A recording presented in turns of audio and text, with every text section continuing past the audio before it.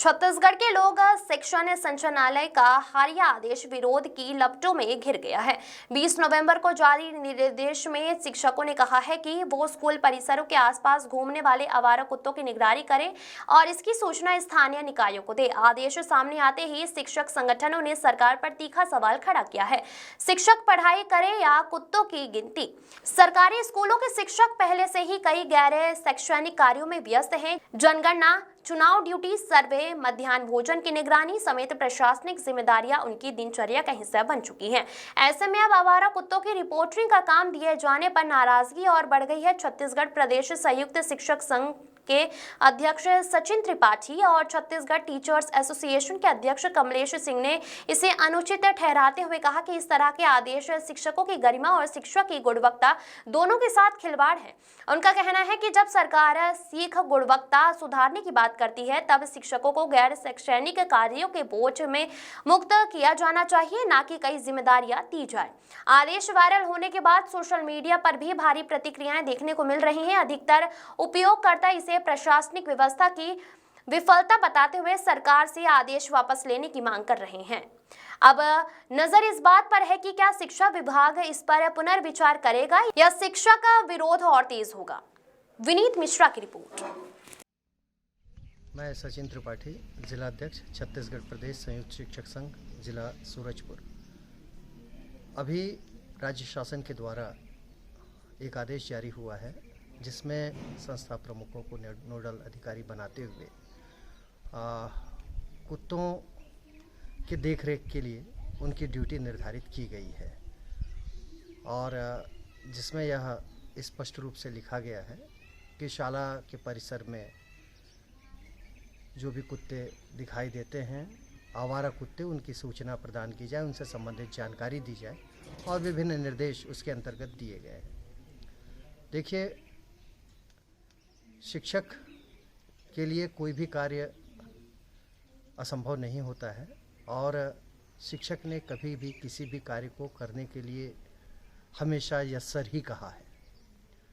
वर्तमान में भी अगर हम देखें तो शिक्षक आज के समय में लगभग इतने सारे कार्य जिसमें जो कि गैर शैक्षणिक है, जिसमें सामाजिक आर्थिक सर्वेक्षण, उल्लास सर्वे, महतारी वंदन कार्य, BLO का कार्य, गौ विज्ञान परीक्षा कार्य, SIR का कार्य, जाति प्रमाण पत्र, आधार प्रमाण पत्र बनवाना, इसके साथ साथ जनगणना का कार्य, MDM का संचालन करना, शाला त्यागी बच्चों का सर्वेक्षण, स्कूल से संबंधित विभिन्न आंकड़ों का संग्रहण, स्वच्छता अभियान में उनकी भागीदारी, साक्षरता अभियान, साथ ही साथ विभिन्न प्रतियोगी परीक्षाओं में उनकी ड्यूटी, चुनाव से संबंधित कार्य, विभिन्न प्रकार के अभियानों में ड्यूटी करना, अन्य न जाने कितने सारे शैक्षणिक कार्य हैं, गैर शैक्षणिक कार्य, जिनमें शिक्षक सदैव अपनी भागीदारी बिना किसी आनाकानी के करता रहा है।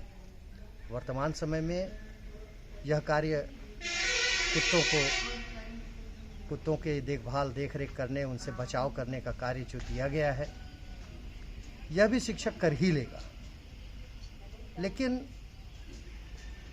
इन सारी चीज़ों के लिए सोचना अब सरकार को है और राज्य शासन को है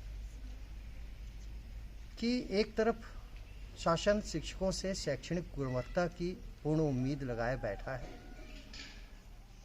और दूसरी तरफ गैर शैक्षणिक कार्यों में शिक्षकों को उलझाते जा रहा है। ऐसी स्थिति में इस प्रकार का वर्तमान में जो एक अव्यावहारिक आदेश हुआ है, यह कहीं न कहीं शिक्षकों की गरिमा के विपरीत है और इस बात को सरकार को गंभीर रूप से विचार करना चाहिए और चिंतन करना चाहिए कि क्या वास्तव में इस प्रकार के आदेश उचित है जो शिक्षकों के अनुरूप नहीं है। हमारा क्या है, हम तो हर आदेश को सिर झुका के मानने के लिए तैयार हैं, लेकिन कहीं न कहीं एक सामाजिक संदेश जो जाता है इस प्रकार के आदेश से, वो ठीक नहीं जाता है। आग्रह है कि सरकार इस प्रकार के आदेशों पर पुनर्विचार करे, शासन इस आदेश को निरस्त करे। बच्चों की सुरक्षा हमारी सर्वोच्च प्राथमिकता है और हम सरकार के इस निर्णय के साथ में हैं कि आवारा कुत्तों का समस्या का समाधान होना चाहिए। लेकिन इस तरह से शिक्षकों को नोडल बनाना और विद्यालय परिसर के बाहर के भी घूम रहे आवारा कुत्तों की सूचना देना, ये थोड़ा सा अव्यवहारिक है। हम पूर्व से ही हमारे विद्यालय परिसर में बच्चों के संपूर्ण सुरक्षा की जिम्मेदारी लेते रहे हैं और छोटी सी भी घटना घटती है तो हम बच्चों को हॉस्पिटल लेकर के जाते ही हैं, ये हमारी जिम्मेदारी है। लेकिन इस तरह से अलग से एक आदेश निकाल करके नोडल अधिकारी बनाना, कल से ही शाम से ही सोशल मीडिया पे शिक्षकों को लेकर के तमाम तरह के तंज कसे जा रहे हैं। हम यह जो आवारा कुत्तों की समस्या से संबंधित बातें हैं, ये संबंधित विभाग और स्थानीय निकाय को मूल रूप से इनकी जिम्मेदारी देनी चाहिए, न कि हम शिक्षकों को नोडल अधिकारी बनाया जाए। हम हमारे परिसर के लिए, हमारे परिसर में जो हमारे बच्चे हैं, हम उनके लिए पूर्व से ही पूरे उनकी सुरक्षा की जिम्मेदारी रखते ही हैं। इस तरह से अलग से कोई भी आदेश निकालना अव्यवहारिक है। हम अनुरोध पूर्वक निवेदन करना चाहेंगे, हम ये निवेदन करते हैं कि इस तरह से शिक्षकों को अव्यवहारिक आदेश से मुक्त रखें। शिक्षकों का मूल्य काम है पढ़ाना, उनको पढ़ाने तक रहने दें